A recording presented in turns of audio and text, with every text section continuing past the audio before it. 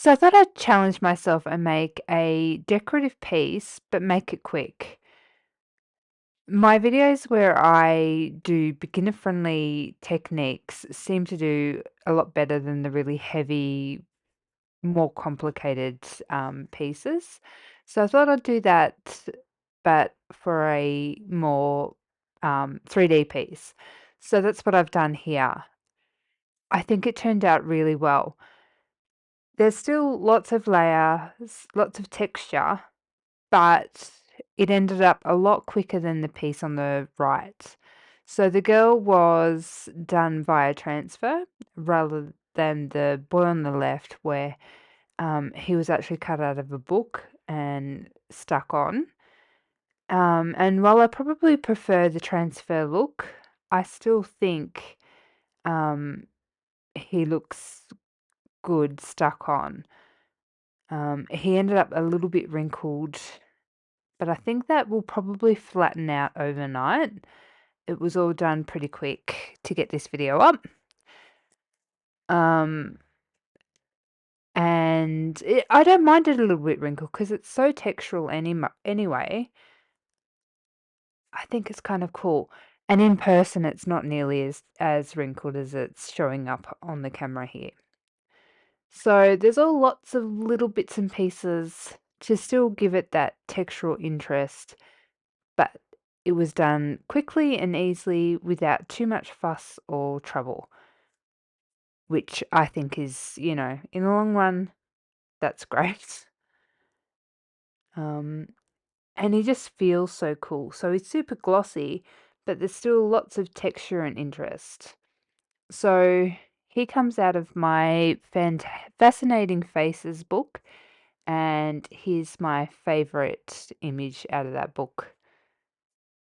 I just adore him. I will point out that he is the only large image, as the book is designed for art journalists and small art journalists in mind, so not large books. All right, so if you want to see how I created this wood panel, stick around. Please leave me a comment, hit the like button, and subscribe if you're not a subscriber. I do appreciate each and every one of you. All right, let's get into it. For anyone who's new to my channel, I'm Danny, a mixed media artist from Australia. I love to share my mixed media art journaling on my YouTube channel. I'd love if you subscribe. I've already used this image in my art journal. He's in the front of my journal because I just love this image. All right, so I've already prepped my wooden panel with some gesso. This just protects the wood. I'm going to tear out this image, not worrying too much. And then I'll trim him down with a trimmer, and then we'll be back with the first step. Okay, so I'm going to keep this as quick and as simple as possible. So I'm going to use Stamperia rice paper and their rice paper glue, and I'm going to glue down some rice paper in 3 corners. I think sometimes um, having an uneven design is more pleasing than having an even design. So I might leave the top left corner not done, and we'll see how that looks. I realize my camera's cutting off a little bit of the top and bottom of this canvas, but I can't move my tripod, so we'll just have to make do. You're not missing a lot of the shot, it's just a little bit at the top and bottom.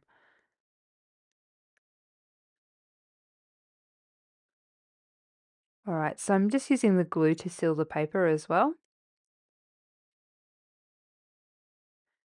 And using that picture as my reference just to make sure I'm getting enough of that rice paper in.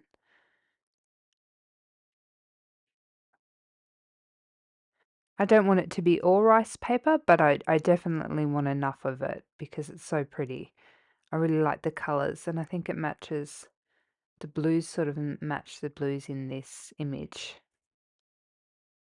I had originally planned to leave a lot of this white, but I've decided that I'm going to paint the whole thing grey. So I'm using Folk Art Terracotta Fresh Granite, and it's a really textured paint. I love this stuff. It's very thick. So I'm going to paint the sides and the front of this and blend the rice paper in. And when this is all done, I'll be back. You don't need to watch me painting it, but I really like this paint. I do recommend it. And anyone who's in Australia, you can pick it up really cheaply from Officeworks. I'm liking how this is looking. It's all the edges are sort of blended together. It's not even because that's not the look that I want. I'm going to glue this down. I'm just using some collage medium. I'm going to go over the top to seal it. And then when it's all dry, I'll be back. Okay, so now I've just grabbed out some similar tones, both with the background and then the focal image. And I'm just doing some finger painting just to try and blend that sharp line from the image and the background together, just so it doesn't look so stuck on and that they blend in together. So I think you could use a paintbrush if you want to, but fingers are probably the best tool for the job. It depends if you've got a corporate job to go to afterwards, though, because I'm often filthy for days. So it just depends on your situation, I guess. So I just have a mixture of different colors here and just try and do some blending. I really like that sort of soft, misty look that I can often get into my work. So I try to achieve that look with the blending. And I have a Tim Holtz stamp and I'm just filling in some of these spaces with some very light stamping. I don't want it to be too heavy and I don't want it to be too obvious. So I'm just very lightly pressing on some areas with this stamp in different spots of the stamp. So it's random.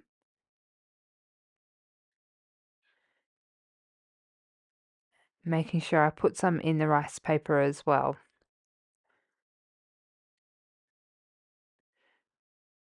You can use any stamp that you want and you can use any ink that you have as long as it's a permanent ink.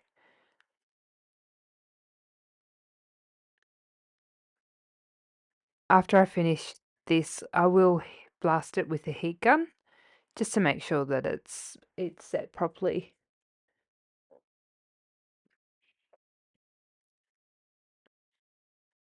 Okay, that looks good.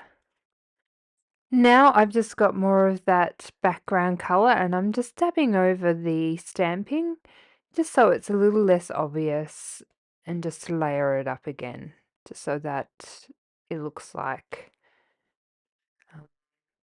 it's a little bit under that paint.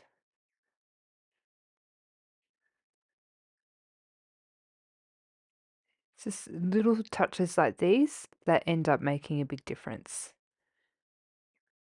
I'll go heavier in some areas and I'll let other areas show through more. And that just looks a bit more natural. Okay, I'll just dry this off and then I think it's starting to look pretty good. I don't want to overdo this canvas.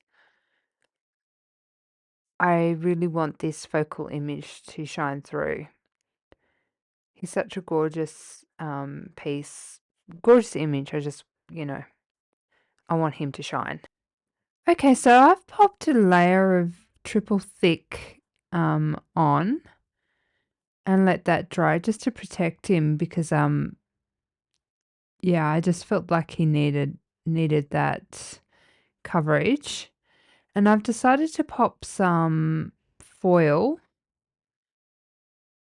for a little bit of sparkles. So he's got those, the circles coming up from his shoulder.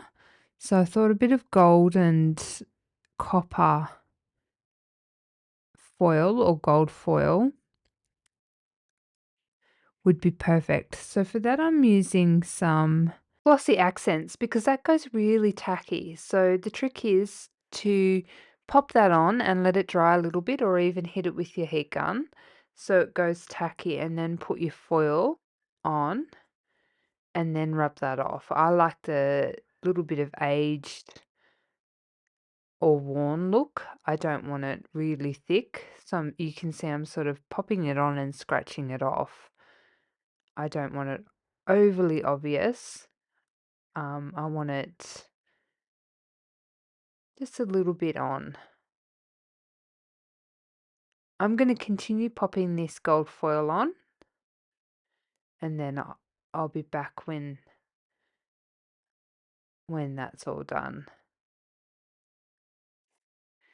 I think that I've popped enough foil on. I think that looks really nice. And I've decided to pop on a little bit of Crackle glaze, just so that I can pop a bit of antiquing medium into those crackles. So that's what I'm doing now. When that's all dry, I'm going to be back and we can antique it together. So I've just got a little bit of antiquing gel from Pentart and I'm just rubbing that in. Here you can go as light or as heavy as you want.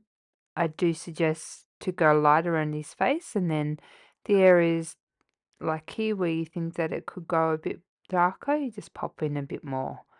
This just shows those crackles up and just adds a little bit of interest.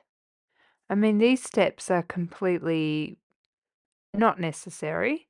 And if you haven't got a gel, I really think that you could probably use something like a watered down acrylic brown paint. Just make sure you have the right sort of a brown. So you just rub it in and rub it out. It just really shows up those crackles. I went a bit heavy-handed there. You can use a wet one just to get it out again if you think that you've used a bit too much. I like that, it really shows up those crackles. I'm happy with the result. So unfortunately, I ran out of space on my card, but I melted some embossing powder in this um, pocket watch. It's Rusty Hinge by Tim Holtz embossing powder, and I popped the 16 in there, and that's reference to my son's birthday, and built this little embellishment, and I'll pop that up there. I like that up there. It just fills that space. I couldn't quite capture me embellishing the bottom of this, but I made a little embellishment for the bottom. I've just stacked up a few embellishments and used my heat gun. And I'll clear up my desk and we'll have a close look together. I forgot to mention I also popped some layers of Rusty Hinge embossing powder on top too, just to add some extra interest and to bring in that rust from the embellishments. I have to say I'm really happy with the end result. There's lots of texture and interest. And as I've edited this video, the wrinkles are flattening out. I think that the triple thick is just sort of flattening it all down and it's looking really fantastic. The color is a lot grayer than what's showing on this screen. Wish I could show you in person, but I really love it. I think everything feels like it's all on the same layer because I think I ended up doing 3 layers of the triple thick, so it's all bordered onto the same layer. So it doesn't really look like that picture is just stuck on top of it. It looks really cool. I'm really happy with the end result. Let me know what you think down below. Hit the like button, subscribe. Thanks so much for watching till the end. Um, I had a ball. I think the trick is build up those layers of paint. Have a play with your paint, and rice paper makes everything easy. It was really quick, but a lot of fun. Thanks so much for watching, guys. Till next time. Bye for now.